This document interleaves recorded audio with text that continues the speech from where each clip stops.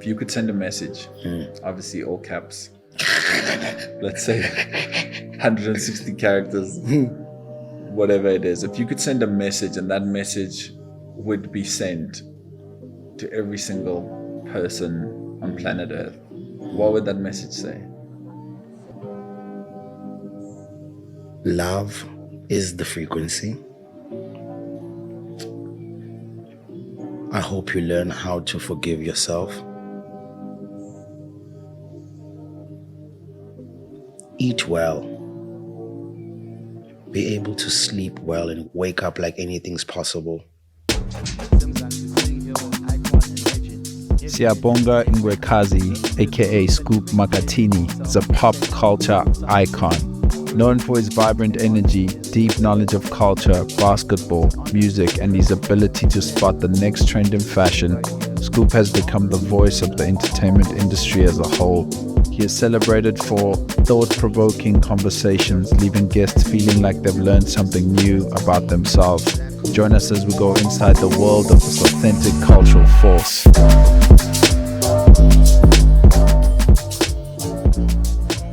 Thank you so much, my bro. Thank you for making time. Dude, thank you for the invite. What brings you to the city? Rocking the Daisies. Dope. And then... what is that? Rocking the Daisies. Yeah. It's that thing you booked me for, remember? Back in the day. But they fell off. No, I'm kidding. But you were the one to book me the first time. No, I remember sure. that year. Black Coffee, Ricky, Yeah. Casper. Special, man. Very special. Then I stayed, obviously came back on Sunday. Then I was like, why go back to Joburg, you know? So I stayed and I'm leaving tonight. Amazing. Only to fly back. I'm only going back for back to the city. Okay. And then I'm like, why am I going to earn money and spend it in Joburg where you're going to spend it on Ubers, drinks and food? I might as well come back to Cape Town and have experiences, paragliding, amazing, rent a boat at Hout Bay or go horse riding at Llandudno, experience real dopamine. Yeah. Bro, so you are someone who does like so many creative different things and has done so many things in his career. Like, I'd love to know if you at some like professional setting, let's say a Grammy after party or something, and someone who doesn't recognize you asks you what you do for a living, like how do you contextualize that? I really don't know still, you know? Really? And sometimes I find solace, you know, when they say, don't ever define yourself, because as soon as you say what you are, you then lock yourself up for what you could be. Yeah. So I really don't know. Normally I just say, how do you make a living? By breathing oxygen.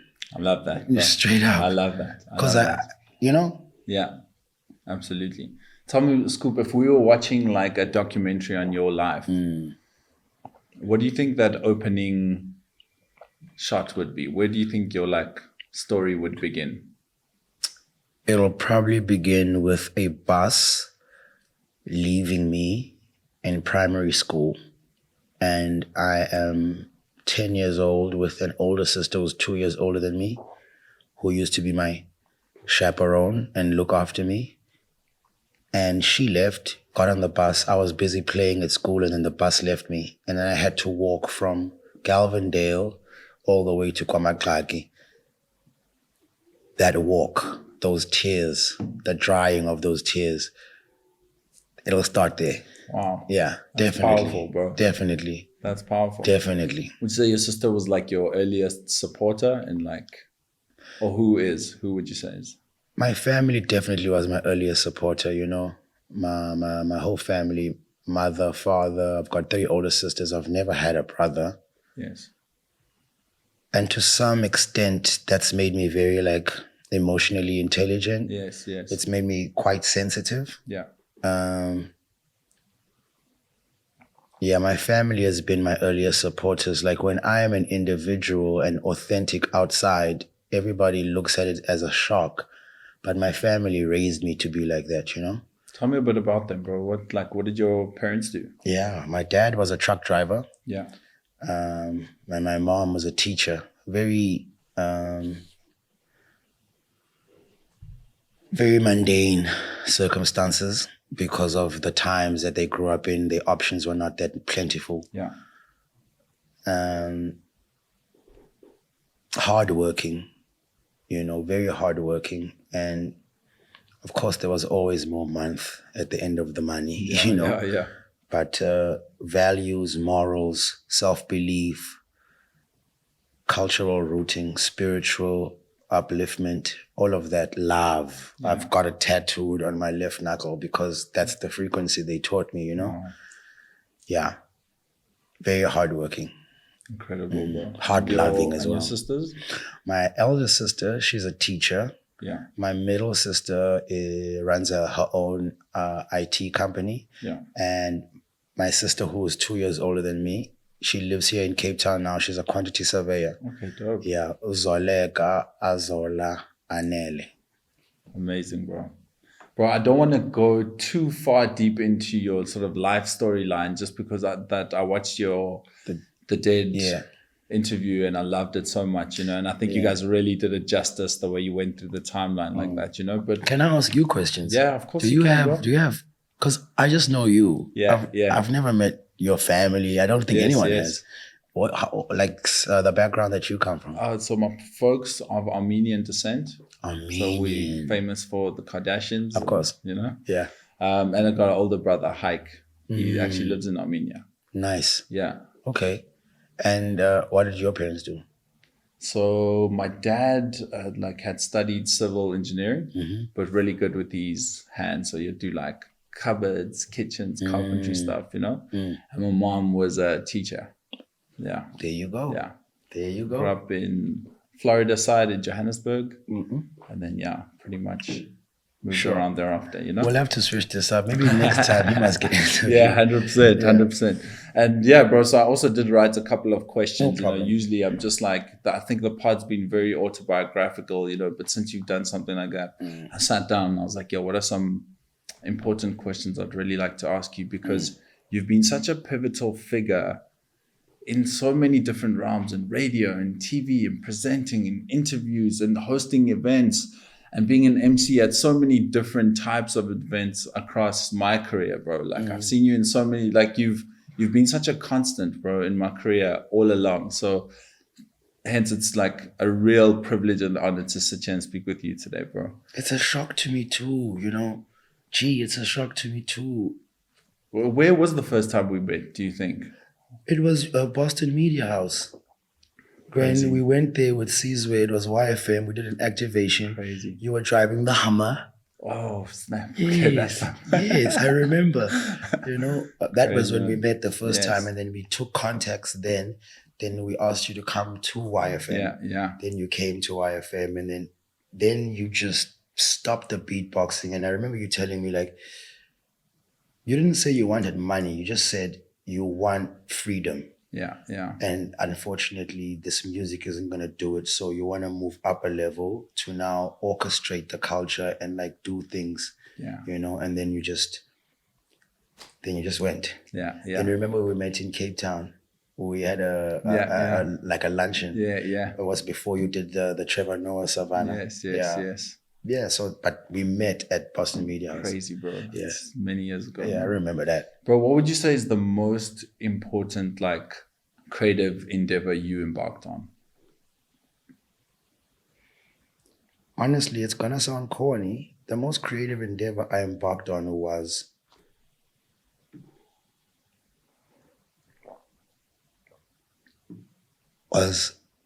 understanding that the best thing I could do is discover myself. Everything from the outside or what happens in clothes or in sports or in entertainment are all byproducts of the search that happened inside. Yes. And that search that happens inside is not nice. Yeah. You find out good things about yourself, you find out bad things about yourself, but that walk you can do for yourself, with yourself on the inside is what gives birth to everything on the outside. And that is the hardest one. It's easy to assimilate to other people, but it's hard to find your voice and yourself. And when you find it, stick to it, even when the world is telling you the opposite. Yeah. So for me personally, the road I walk in here, and through here is really the most hectic creative endeavor. Crazy, bro. So How do you know when to pivot in your career? Or has it not been a conscious pivot? Has it just been naturally jumping from, whether it's radio to TV to, events, and you've done your own productions and you've done so many different things? How do you know when to switch? Like, when is that a conscious thing, or does the journey somehow take you there? Or how does that happen, bro? I think it's your career? I think it's a bit of both. I think it starts from me feeling like I need to move. Okay. And then what I've always been good at is noticing signs. Okay. I look at signs in life, and then I feel things first, and then if what I'm feeling is correct, the signs will show me. Or if what I'm feeling is not correct, the signs will show me. Got you. But it does start with the feeling of, this is not enough now. We need to do more. And then I will look as to, okay, and then I'll be like, okay, this is what I would like to do. Am I thinking right? Then I'll look for the signs. Then as they show up, I'll obey, So it's a bit of both. It's a bit of, I want to move. What is the world telling me where I should move? This is what I want to do, but is the world and the universe agreeing with it, So it's a bit of both. It's a fine line, right? Because you you want to push through. You don't want to, first sign you feel. It's like, yo, let's move, next thing. It's like that fine line of push through and then know when to switch to the next thing. At the right time and be patient about it. And sometimes the pivot doesn't always work. Yeah, yeah. But I do respect the fact that you can leave what you've built and leave the ego of what they know you for. Yeah. When you can go, okay, that's cool, but can we move and go to an area where I'm not an expert in and let them see me and myself grow in that area, because it's easy to stay in the parts that we are good at, It's hard, as you say, to pivot. Yeah. But to be able to do it and not be afraid of being good or bad, but just do it to obey the feeling of moving. Yeah. Do you ever have self-doubt on projects Always. and stuff? Really? How do you deal with it, bro? What's your process or go to Because bro, I do. If I think of confidence in the game, bro, that confidence must come because he must doubt. Why is he so overconfident? There must be a deep doubt, which is why it's not overcompensating, but it's, if you have the ability to be so confident, then there must be the avenue of the self-doubt. But don't be afraid of it. Look at it straight in the face, Yeah. And yes, all the time. Really? But I look at it in the face, I'm like, what can it really do, this doubt? Yeah. And also, whack people don't doubt themselves. Yeah. Honestly, so true, bro. My solace is like, dude, whack people are always overconfident. They don't doubt. Yeah. And it's always the dope ones that doubt. Yes. Yes. The people that can sing never go to idols. Yes. It's the whack ones that go, I'm going in there. Yeah. So I'm sorry, whack people, but you are part of this. So I always go, these whacksters don't doubt. You are 60% dope. Yeah. Just go, Tell me, bro, on that note, and you've been so instrumental in music as well, even though you haven't really taken a music career of your own in that way, but you've always been a part of that side. Can you tell the difference, or do you feel you can tell what's a hit and what's not? Yeah. Genuinely? Yeah. How? Feeling. Everything is the feeling, Those don't lie. So when you hear something this is gonna move. No matter if it's it might not be a mass hit to the people, yes, but it is a good song, and you are a good artist. Whether 10 people listen or 1,000 people listen, I think, like I said to you, you have amazing taste as well, Yeah. And a taste is not just eyes, it's not just ears, it's the way. Like art, you look at it, then it makes you feel something. Yes. Yeah. You hear it, then it makes you feel something. Yes. And that, I think, is where it all comes from, So I can, maybe let's not say a hit. I can tell what's good because I'm good. Yes. It takes one to know one, It's not far from me. And therefore, I can always tell with the way we did with artists. Yes. We'll not mention names, but before they were these people, Scoop said, you know, I 100%. would be there saying, "You got it, bro." And then And I you've think done it's the that in feeling. so many different disciplines as well, bro. Like, is it different? Is it a similar feeling in the fashion realm and the music realm, or is it? It's the same thing. It might come maybe let's say music will be English, Yes. fashion will be Zulu, production will be Xhosa. Got you. What else? MCing will be Pedi. Yes. Even though the languages are different, it is the vibration through the speech and the commonality of how they make me feel is the same resonance. No matter if it's different creative languages. Creative genres, or you I know, love that, bro. but I can feel, you know, the frequency of, yo, this is good. That's the common thread, is that feeling of incredible. Mm-hmm. Bro, chat to me about, like, on the presenting side, Yeah. interviewing side, do you have like a process? Do you prepare? Is it dependent on, you know, who you're chatting to? Is it dependent on, like, what is your, like, process on Research. really? Research. No matter if I know you, even if I don't know you, I don't sleep on that research. And I think that's what separates the boys and the men, you know, Got you. is, and I feel like that's what's lacking today. Yeah. Like a lot of presenters want to be superstars because maybe they saw me becoming a superstar, but I became that superstar because of the work I put in, studying and researching other superstars.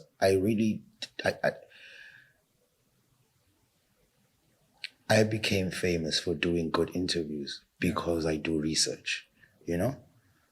So Who would you say you would look up to and Interview-wise. take into inspiration from? interview-wise, Yeah. plethora, good question. Yeah. They have actually never asked me that. I won't lie, in the beginning, it was definitely Oprah. Remember Oprah used to play from 3 o'clock or 4 o'clock to 5 o'clock every weekday 100%, bro. from It was school. after Dragon Ball Z, man. Thank you, sir. Thank you, sir. Yeah, first thing that made me tear up, bro. Oprah show, yo.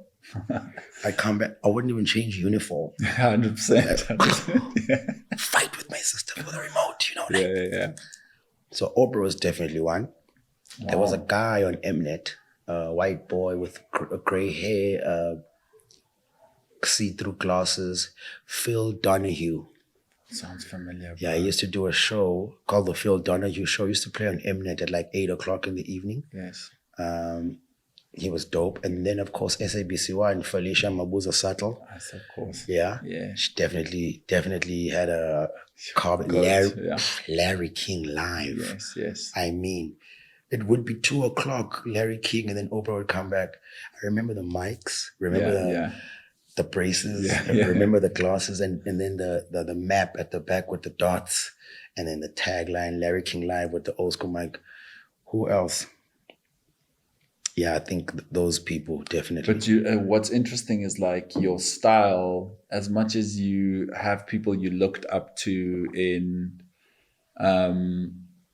interviews, it's like you're also drawing inspiration from Hip hop, and even comedy, bro, in a way. You like brought those disciplines into your interview styles and just your persona, and like definitely. It's crazy how you are able to do that, you know? Yeah, because you want to be inspired, but you don't want to imitate. Yes. You know? And so you're right. I was like, okay, because if you look at all those people I mentioned in those platforms, they're very formal. Yes. They're very clean. Yes. But I was like, I'm hip hop, so infuse that little rough edge into it. And also, the one thing that everybody loves is to laugh. Yeah. Don't be too serious. Like, make people chuckle and then make people think. Then make people angry. Yeah. Because you can't stand out trying to be too clean. Yes. You need edge. Yes. Especially nowadays, you know? You can't be too squeaky clean, because what are you? A product or a person? Yeah. You know what I mean? That's why I love Travis. The edge is Kanye. Like, the edge is so rough. Like, there's no other people like them, you know? And even if you try, you might fall over. They just straddle it, you know? So, yeah, you're right. But there's also another guy, which is where I got my name. His name is Scoop Jackson. Yes. He wrote for Slam magazine. And the way he wrote was infusing poetry, Shakespeare, Biggie. But he wrote so well. But he didn't write like a formal journalist. You know, he had such a street edge to his writing, and he wrote for a basketball magazine called Slam. Yes. He also had a big role to play. He runs a media company called Strong I'm Steady. That's incredible. Hey, man, that's what I love about the show is these conversations. You know, it's so beautiful to learn these things about you, bro. Tell me, what would you say is like, was there an interview that you felt was, you know, made you a bit nervous? Do you get nervous on interviews or anything like that? And which are the ones either really good or really bad that sort of have always stuck with you, or one you had to really put the research in, or the pressure was on? What would you say?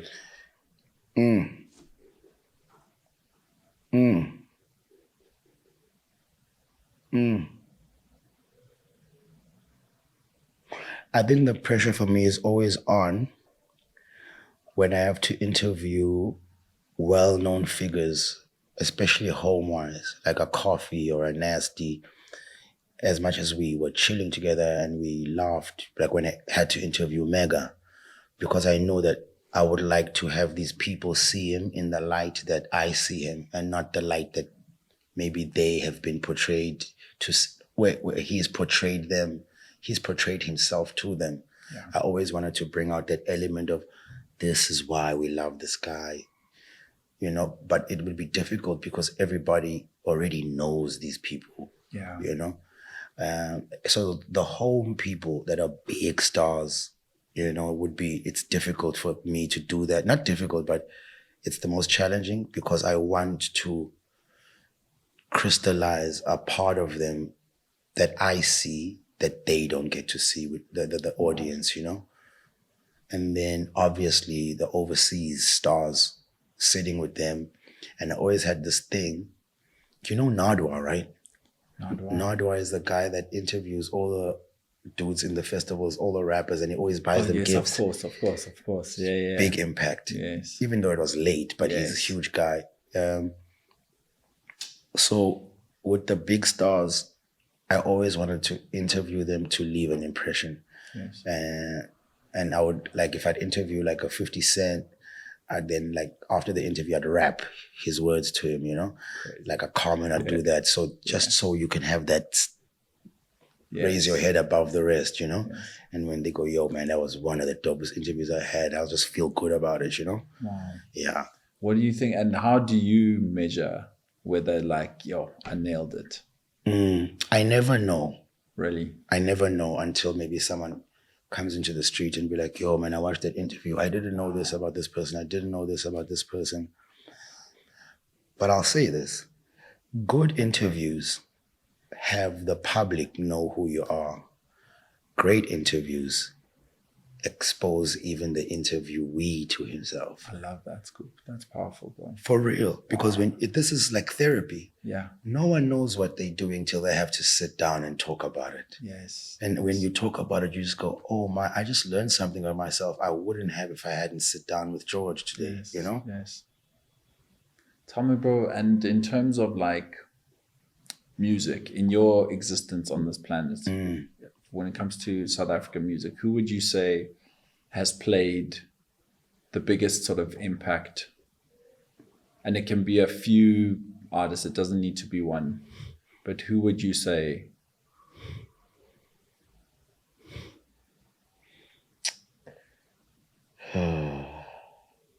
In SA?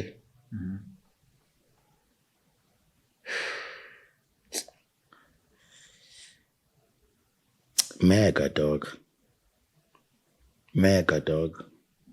Yeah. AKA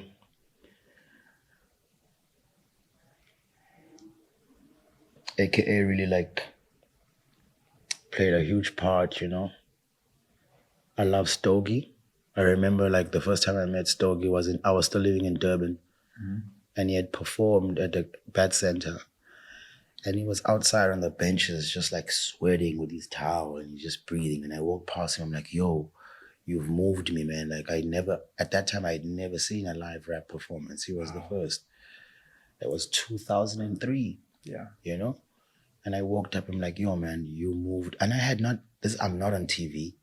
I'm just playing basketball and I love hip hop and I still love clothes. Then I walked up to him and I'm like, yo, man, you moved me in there. I've never seen that from a South African. It's always been overseas. And I said, one day, bro, I would like to be your friend and learn from you. Wow. Then 2006 happens and I'm doing Street Journal and I interview him. I'm like, do you remember me? He's like, nah.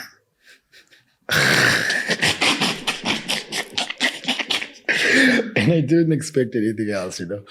Then I told him the story. I was like, yo, I remember that happened, but I can't remember your face. And then now we're good friends, emceed his wedding. But yeah, Mega, for our generation,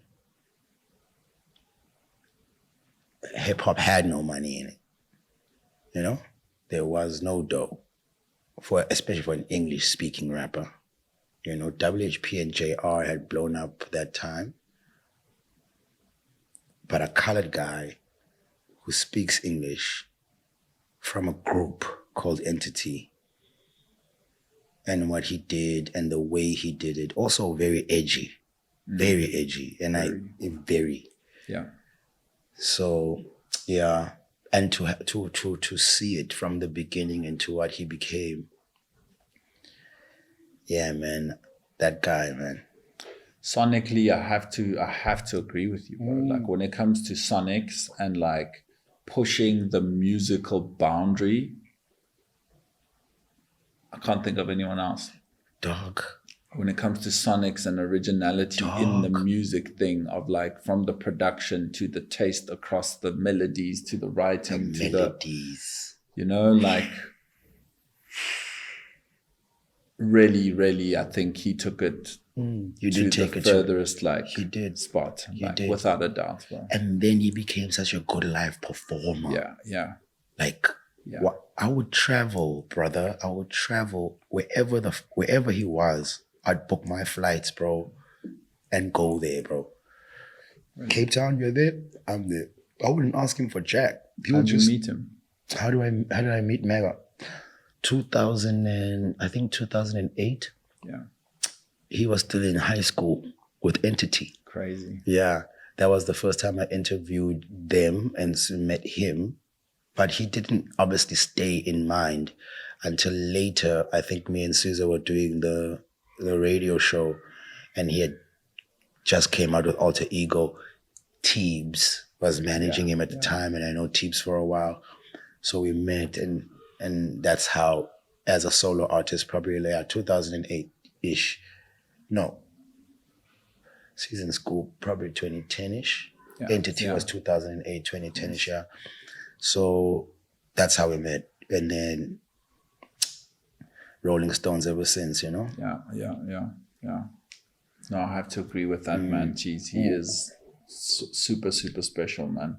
Yeah, and he knew it. That's the thing about Mega, you know? Like, some people have an inclination. Yeah.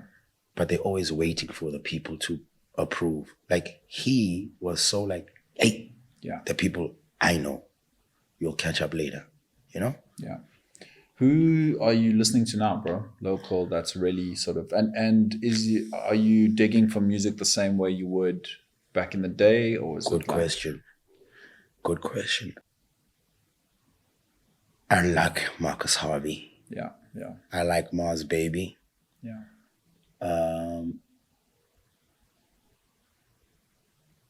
I'm also into like the jazz guys from home, like Scoop Makhathini, Ndabo Zulu,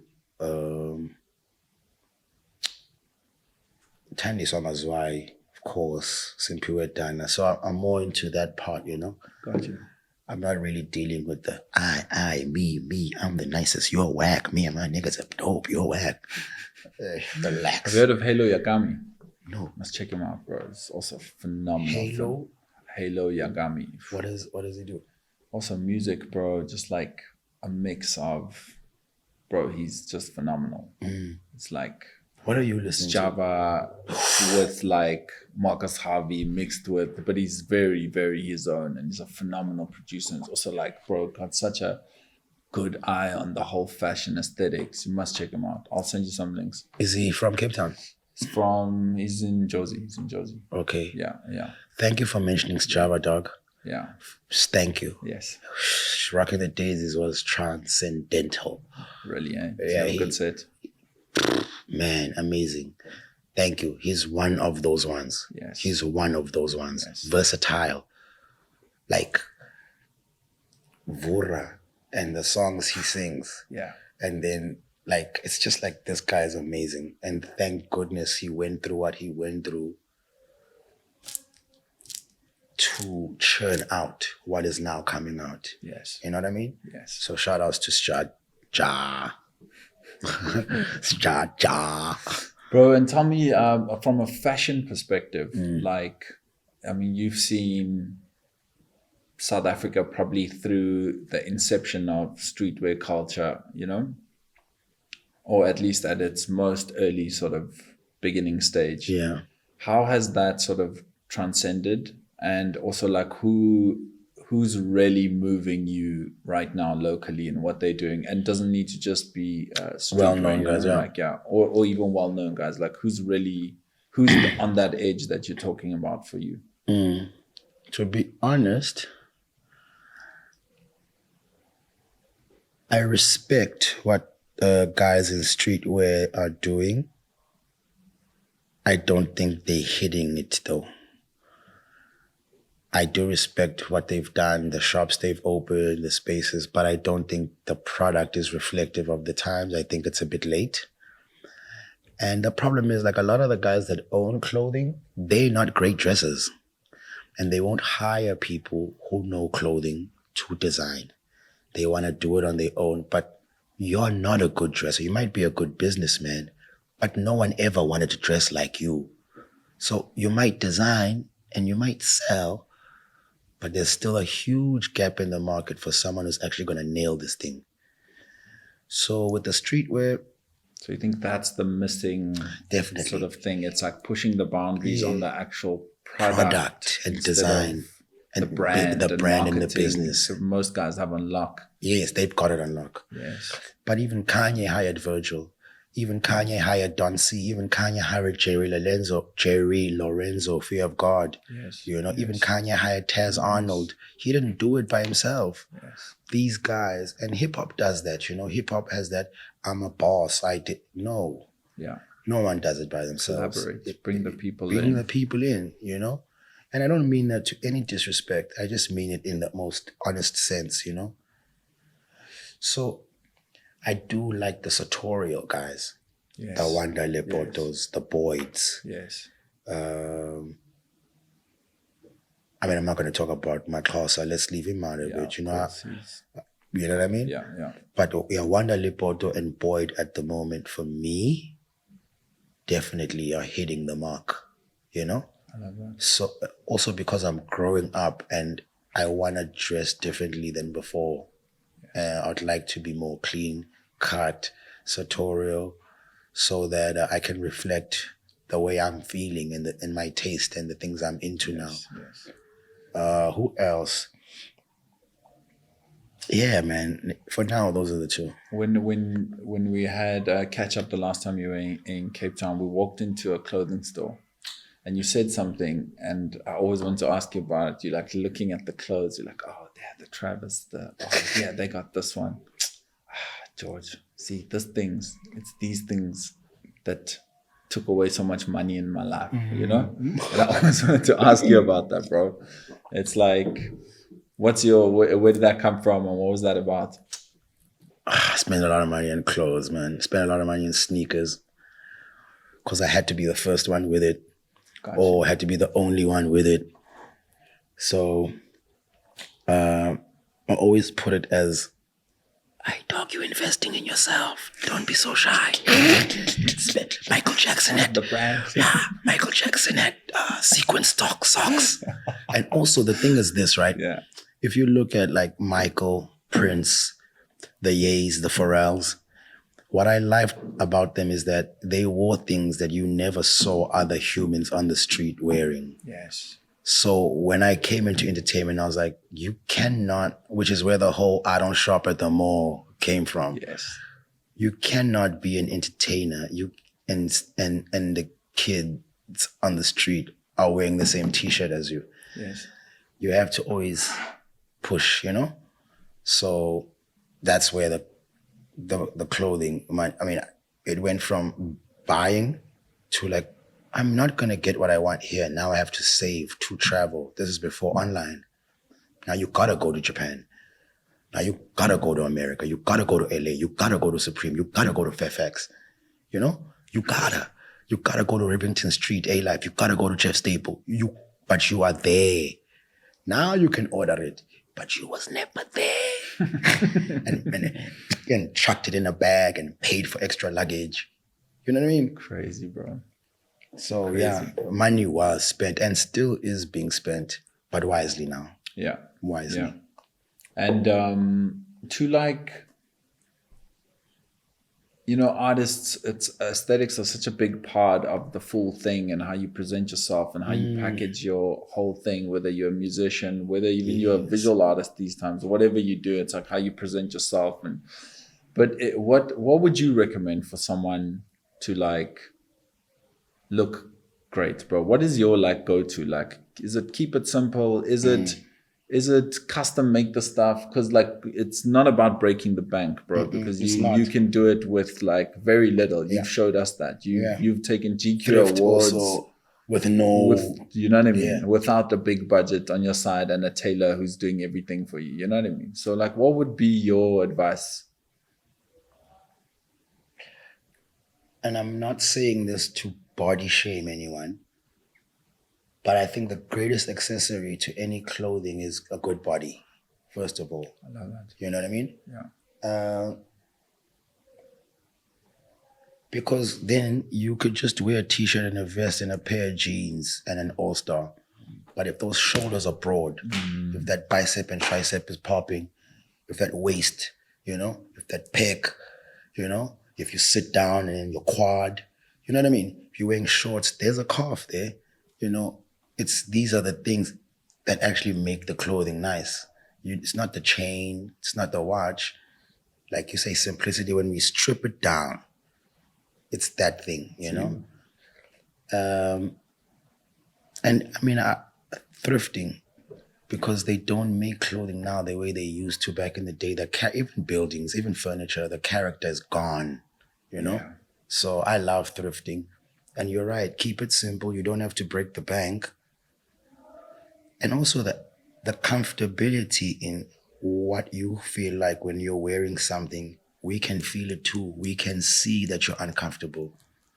And nowadays, because of Instagram and stuff, it's like people wear clothes just to stand. Like me, when I dress, no matter if it's formal or whatever, I always say, also being born in the 80s during apartheid, I'm like, my dad always said, Siyabonga, you must dress, but you must also be able to run in what you're wearing, because at any given time it pops off. That's crazy. I'm from 1982. I lived through apartheid. I saw Mandela get released. I saw Chris Hani get shot. Now I'm living in these times. But I remember my dad was like, my nigga, no matter when, no matter how, make sure you can run in what you're wearing. That's crazy, bro. Straight up. So with today, guys will wear things and it's like man, I can't even walk, let alone run in this thing. And we can feel nice for pictures, but you can't sit down, you can't have a drink. Yeah. You know? Bro, a few more questions before we wrap up. No doubt.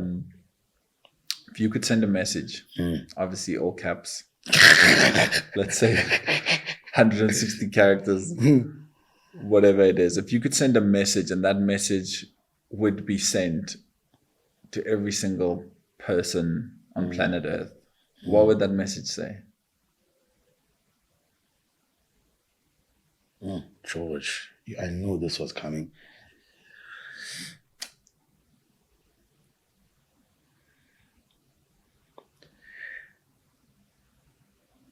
Love is the frequency. I hope you learn how to forgive yourself.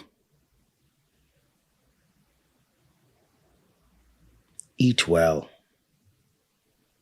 Be able to sleep well and sleep like you are dead tired, pun intended.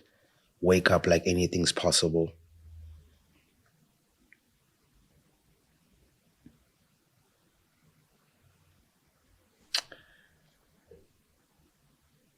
Yeah, love,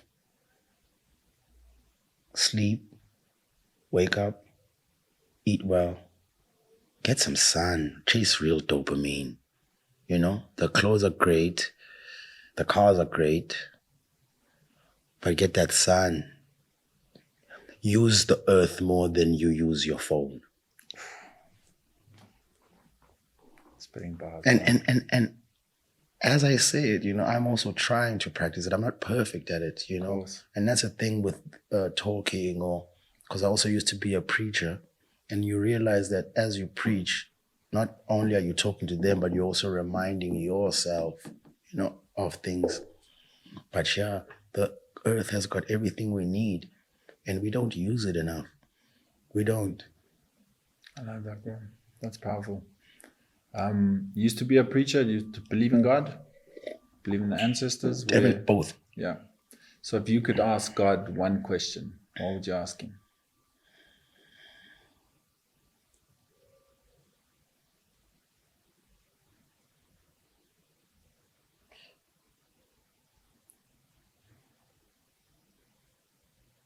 I don't know. I really don't know what to ask. Because I thought I was going to ask him, like, why did you bring us here? But I kind of like get why we're here. I feel like the earth is the plane. We think we're being damned by being here. In the next realm, there is no pain. There is no hunger. Those energies over there are like, damn, you're a human. You are able to feel it all, you know? And when we pass away, we don't realize like how much we're gonna long for tears or laughter, you know? We sort of be like, I wish I was not on this earth. We're damned to be here. We don't realize to be able to feel hunger, to eat, sleep, all these things. The next realm, it's over. And you're gonna realize that, shoot, being a human being is actually one of the highest callings, you know? We are here to learn how to harness energy. And based on that, you're going to be able to do it in the next realm. But you have to learn it here. You can't be here, think you're going to bypass this, and then be good at it in the next realm. It doesn't work. You can't cheat life, you know? So, yeah, man. I wouldn't ask him anything. I'd just be like, thank you for everything. I love that, Scoop. What an answer, bro. For sure, I love that. There's nothing bro. to ask him. That's just there's everything bro. to be thankful for, though. You know? That's beautiful. Yeah, man. Bro, from my side, Scoop, I just want to say, bro, you are like, the word legend is not enough, bro. I can't find the word, bro. Just hear me out, bro. Hear me out, bro. You've been such an important figure in my life, bro, in the industry. You've always, bro, I mean, I don't even know if you'll remember some of the times, but there's always been times where you've pulled me aside to go, yo, this is what I recommend. And you always did it in a way that was never, you know, preachy. You made suggestions, run with your gut. This is what I suggest. And you've always been this guiding force, bro. And I can't tell you how much, bro, I appreciate you and how excited I am for everything you get involved with, bro, because you always work, like always creating on that edge, bro. You're always taking it like, what's the furthest we can go? What's the craziest way we can push the brand? How's the craziest way we can push the interview? And bro, you are an inspiration to so many people, bro. Thank you, my guy. On that note, bro, what is coming next? What are you working on? I'm creative directing now for an agency. I started with some friends of mine. It's called 83 Agency, a subsidiary of 83 Capital. Oh, it's there. With Yeah. My guy. I spoke to him just the other day, bro. Dad, Legend, bro. Legend. Legendary, bro. You Yeah. must. And he has never done it. Yeah. He's never done a pod, but he'll be so great. Yeah. But dog, you've sat with Trevor Noah, dog. How's that like? Bro. How's that like? The tour was incredible, bro. I obviously got to put the deal together between Savannah and Trevor. It was insane. I mean, geez, he did 13 sold out shows, 86,000 tickets. That dude, like his intelligence is Absolutely. It's like he's right there with Dave Chappelle, bro. Yeah. His perspective, how he can unravel it, and he's got the vocabulary, can articulate it, and then make it funny and make you ponder on it. Yes. That is He's amazing. focused, like that's something about Trevor I can say, bro. Over the years of like touring with him back in the day, 10, 15 years ago to like now, it's like one thing about that guy, the way he is diligent about his art form and his craft and his focus and how he spends his time every day is really something mad inspiring, I got you, bro. And then during the tour, it's like, I mean, I don't even know if I should say this, but Trevor obviously can fly around in a private jet if he wants to, but he didn't. He's like wearing a mask. Or in the plane. In the plane. I'm just sitting in the plane and I'm like, yo. They don't know. They don't even know who's on this plane. Did he have cornrows? Yeah, he's like hiding the whole thing, wearing the mask, bro. Yeah. It's just crazy, man. But yeah, he's a legend, man. Yeah, the stuff he's done has been super incredible, bro. And for sure. you, like what are there other creative ideas, bro, that you would like to bring to life, There's bro? a lot, bro. There's a lot, There's a lot. I don't know if I want to say it because things have, things have a way of just escaping you once you put it out there. 100%. But so with the creative direction, I want to bring my understanding and my study of pop culture and the messaging thereof. Nike does not sell you sneakers, it sells you energy. Apple doesn't sell you computers, it's selling you creativity. Yes. So that is why products always have to align themselves to a person, because the product doesn't have the energy. That's why endorsements come around, because they align it to someone's energy. That is the big thing. So the communication of energy via products is what I would like to do with the agency. Amazing. And then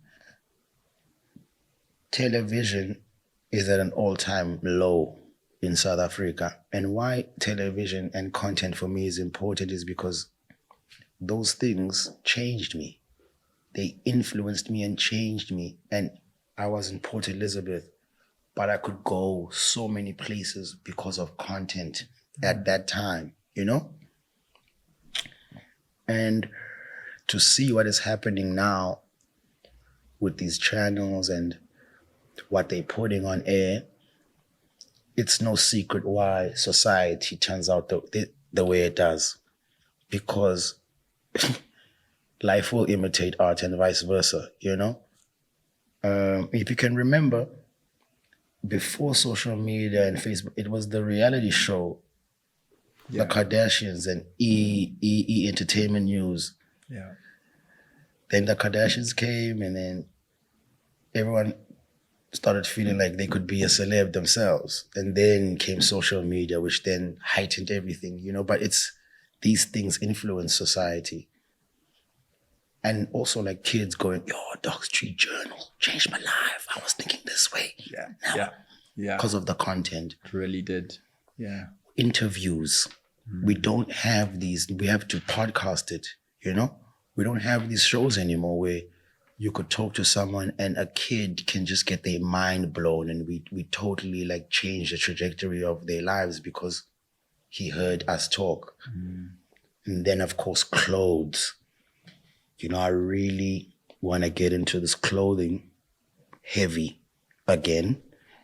And maybe not to do a whole line, but just certain items, Bro, I think it will go crazy, bro. Yeah, bro. I think it would go crazy. And it's like, it's so special that it's like you can even do that today. Like, You know, it's more exciting for us, for someone like you, to tackle it today than it is most people, because we know your path, we know the journey, we know the ups, we know the downs, we know the places, we know the brands you called out before they were even the thing. You know, we've seen you do that. So like, I think your perspective on that now would be incredible. I'm praying for it, man. And I'm reaching out as much as, Yes. you know, I'm reaching out. And that's another thing about me. I don't wait. Yeah. I don't sit there and go, I've done this. Someone needs to holler. No. Nah, I pick up that phone. It's great You advice. know, I'm like, yo, bruh, can I do this? Even if it's a no, it's fine. But I don't want to sit there thinking I could have and I didn't. So I'm reaching out to bras to do something. Would that be, without divulging too much, Yeah. but would it be like collaboration, or Yeah. would it be like you starting your own thing? 'Cause, Collab. bro. Also, this is another thing about Yes. me, Jay. G, I'm not a boss. Yeah. I'm very much a soldier. Yes. I'm very much a general worker bee. I don't like the stress of having employees. I've tried it. Yes. I don't like people dependent on me for salary or their car insurance or all of those things. I don't like that stuff. It's too much stress. And I think it's also nice for me to be able to admit that, you know? Yeah. So when it comes to owning my own label, I don't think I want that, but I would like to do collabs. Yes. You know, just one brand, let me hit you with this. Keep moving like that, because it keeps my energy clean and very stress-free. What is one brand you feel like if you became the creative director of, you would absolutely murder it? And if you could be the creative director of any brand? There's two. Yes.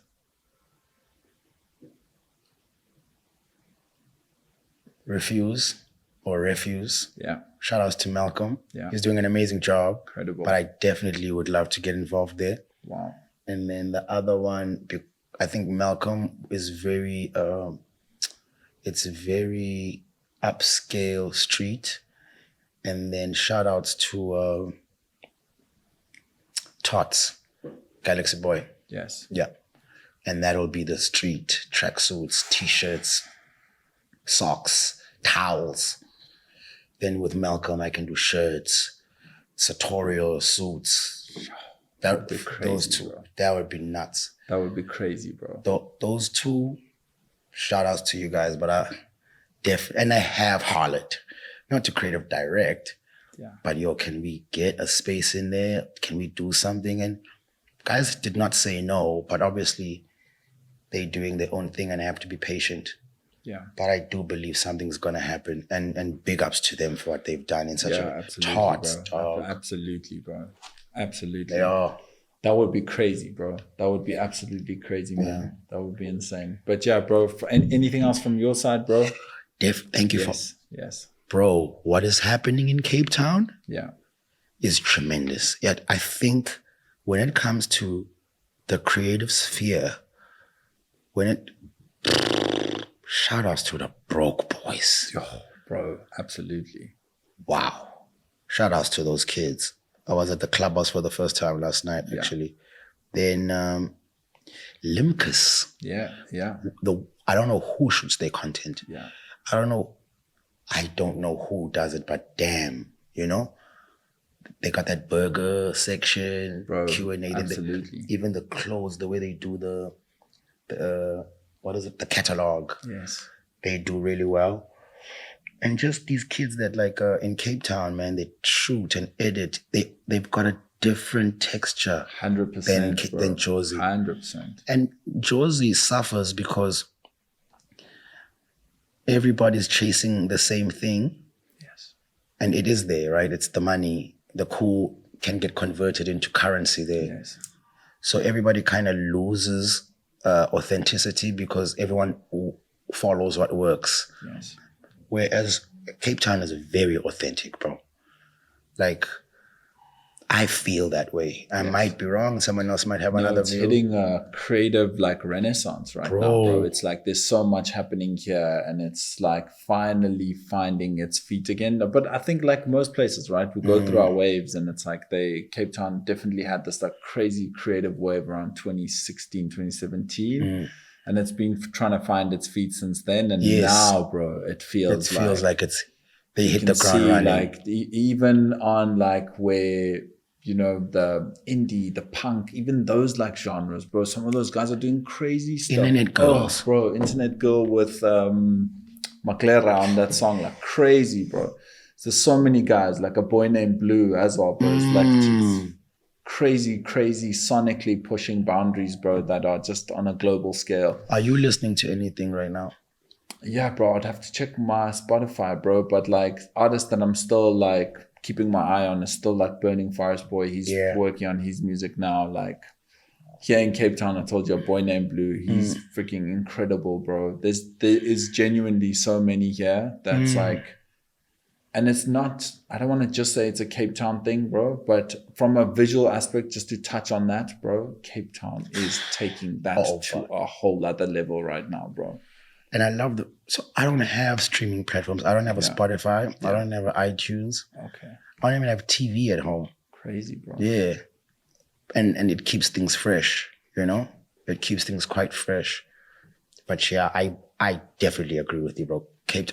Dude, I am flying to Joburg today. Back to the city. I'm flying back to Cape Town. Okay, I'll make some suggestions and some stuff as well for you to check. Thank you, my lord. And just some spots to eat, bro. The food, of course. Bro. Also, Cape Town is a place where like people you have to specialize. Yeah. Like it's just muffins here. Yeah. It's just you know what I mean? Everyone in Cape Town, and it goes across the board with the specialization, you know? In Cape Town, things are not broad. They're very direct. Yes. Very true. Like here you are going to get mics. Yes. Here you are going to get lights. Bagels. Sandwiches, coffee. That's what, yeah. Exactly. You know what I mean? Love it. But yeah, my bro, thank you so much, bro, for making time. Got so much love for you, Scoop. Thank you, bro, for everything you've done, bro. I know this, bro. You know what's exciting about your path, bro? It genuinely feels like you're just getting started all the time. Crazy, bro. And I don't know how you do that, because it feels like every time you're going to come with something so crazy soon, bro. It's like, it feels like everything you've done has been of service, and you're about to pivot into okay, it's time to do my thing now, which is crazy, bro. Yeah. Like, I love that you said it. I was just saying in my Insta story today, I'm like, guys, I'm here to serve you. Like, now that I'm talking about culture and spirituality and food, I'm the mad scientist that has to do it to verify it so I can bring it back to you, you know? Absolutely. But that is the crux of the matter, is you are here to serve the people. And once you do that, and people can feel that, they will never allow you to be pushed out of spaces, because they're going to be like, no. This one serves us. Yo, bro. You can go do your thing with those other guys, but don't you dare move this one. 100%, bro. 100%. That's why I'm so excited for you to do something, bro. Like, you're doing a drop, I think is going to be crazy, bro. I think it's going to be a small drop with a couple of units. Just young, but it's going to be an impact. I love impact. Bro. I'll be there, bro. Front row. I know this. Best believe. I know Scoop, this. Thank you so much, bro. Thank you, Much G. love, my brother. That Thank was you, beautiful, G. bro. Thank you, Can't G. wait to chop it up and all right, send you the first draft there, bro. You know? I mean, bro, it's the only interview I've written down questions. Yeah. First one. George is hopping around, guys. I might tell you. He's hopping around. Ask him, how did it happen? He fell off the bed.